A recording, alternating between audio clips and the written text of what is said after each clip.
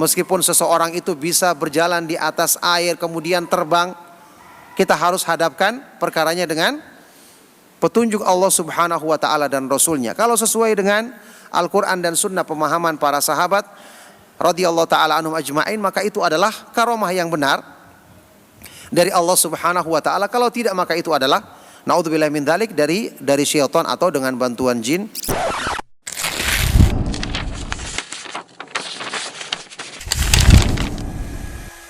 Masalah karomah, kita tahu Ahlus Sunnah wal Jamaah menetapkan adanya karomah dari orang-orang yang beriman, orang-orang yang dipilih oleh Allah Subhanahu wa ta'ala, ya, yakni peristiwa-peristiwa yang luar biasa yang Allah Subhanahu wa ta'ala jadikan untuk meneguhkan keimanan mereka. Contoh tadi seperti kisah Ashabul Kahfi dan yang lainnya. Cuman kemudian tentu saja patokan yang untuk kita bisa menilai karomah di sini, ya, karena karomah itu hal-hal yang luar biasa juga bisa dilakukan oleh tukang sihir misalnya. Bahkan orang-orang yang tidak beragama Islam dengan bantuan jin atau dengan, ya, yang kita ketahui perkara-perkara yang bertentangan dengan Islam seperti sihir atau yang lainnya. Maka untuk membedakannya adalah kita lihat dari pemahamannya. Kita lihat dari pemahaman dan praktek pengamalan dari orang tersebut. Kalau dia sendiri orangnya tidak mengajarkan tauhid, bahkan menyampaikan pernyataan-pernyataan yang bertentangan dengan tauhid atau melakukan perbuatan bid'ah, kita yakin ini bukan dari karomah yang berasal dari sisi Allah Subhanahu wa ta'ala. Ya, makanya kata sebagian dari para ulama, kenapa di kalangan para sahabat misalnya karomah itu lebih sedikit dibandingkan para ulama setelahnya, para tabi'in misalnya.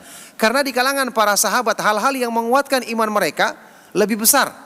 Mereka sudah punya keyakinan, ya, yang lebih kuat dibandingkan para ulama yang datang setelah mereka. Adapun para ulama yang datang setelah mereka, Allah Subhanahu wa ta'ala kuatkan keyakinan mereka dengan karomah tersebut, karena tentu keyakinan mereka tidak sekuat para sahabat radhiyallahu ta'ala anhum ajma'in. Oleh karena itu karomah ini juga bukan sesuatu yang bisa orang itu munculkan kapan dia kehendaki. Tidak.